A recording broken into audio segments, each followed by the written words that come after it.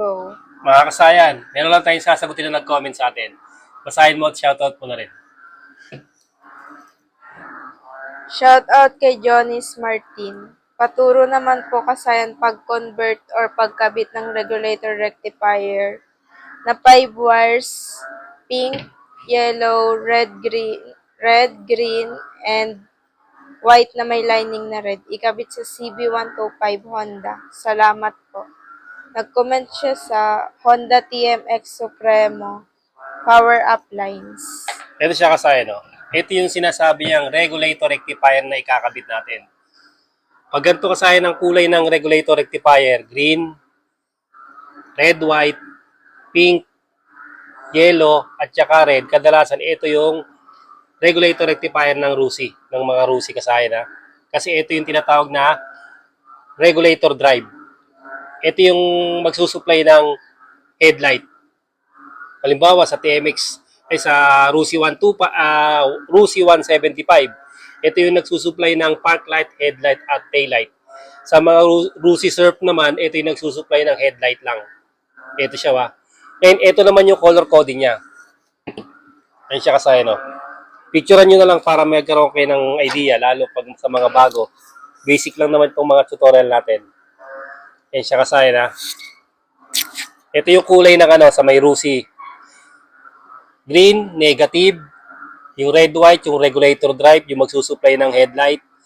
Kulay pink, ito yung sa may charging. Tapos yung yellow, ito yung charging din o light coil. Tapos yung red, yung positive live na diretso sa battery. Positive ng battery, ha. Ito ay full wave charger. Full wave charger to. Kaya itong pink at yellow, kahit magkabaligtaran, walang problema. Papunta naman tayo sa may sa may regulator rectifier ng CB125. Ito siya kasaya na. Sa kaliwa tayo, yung sa kaliwa niya ay kulay green o negative. Tapos sa gitna, red, black o accessory wire. Ito yung accessory wire, ha. Red, black. Tapos yung dito naman yung red, ito naman yung papuntang battery, yung live wire.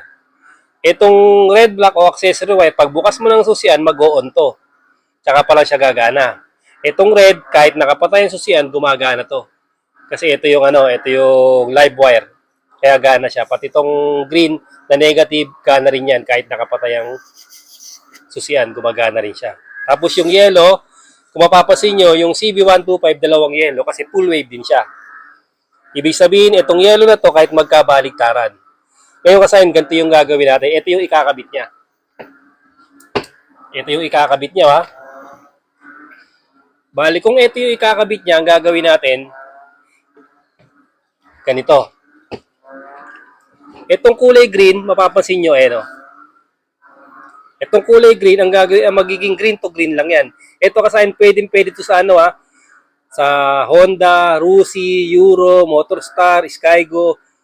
Ito yung mga Motopos, Pinoy 155. Ito yung mga color coding niya parehas. Ibig sabihin, ipagkukulay-kulay mo lang muna siya kasayan. Para hindi ka malito, unahin mo muna yung magkakulay. Itong green, ilalagay mo rin sa kulay green. Yan siya kasayan, ha. Kulay green mo rin siya ilalagay. Tapos, itong red, ilalagay mo rin sa kulay red. Pansin nyo kasayan na kulay-kulay lang siya. Unahin nyo muna yung magkakakulay. Halimbawa, itong yellow. Oh, meron lang isang yellow, ha. Lagyan nyo rin sa yellow.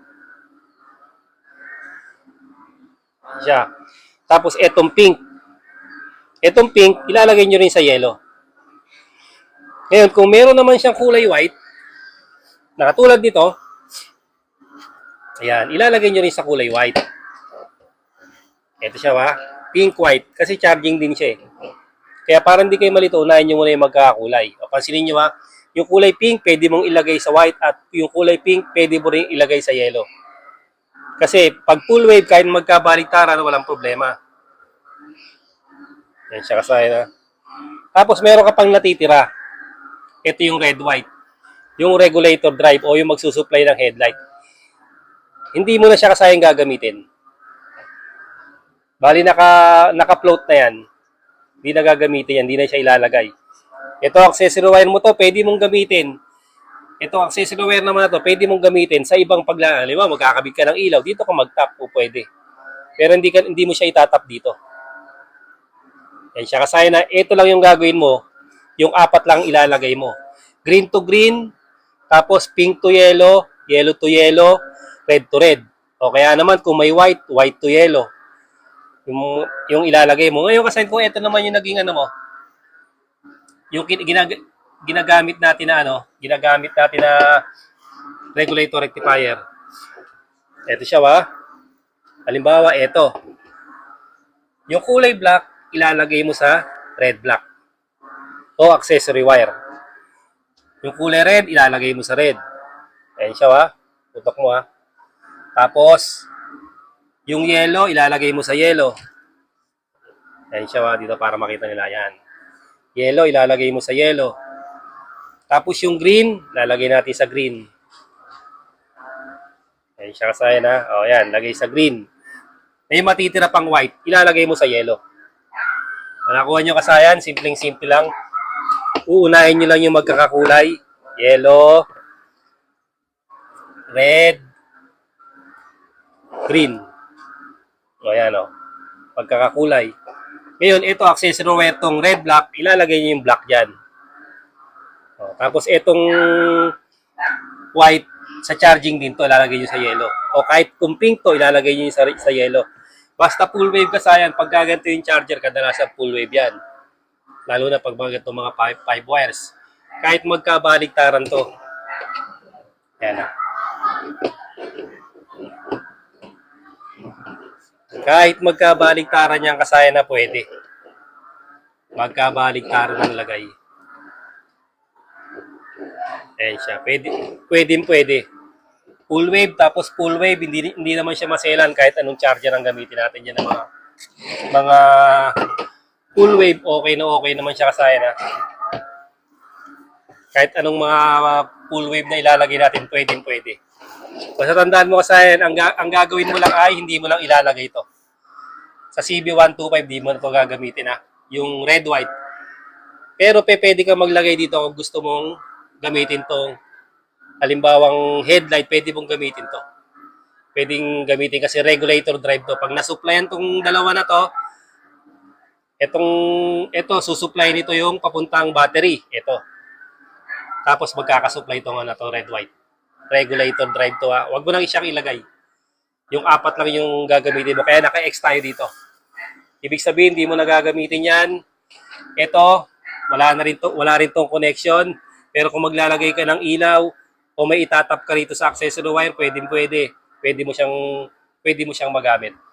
Sana yung nakatulong to sa nag-comment sa atin para maayos niya na yung kanyang CB125. Hanggang dito lang mga kasayan. Salamat sa panonood.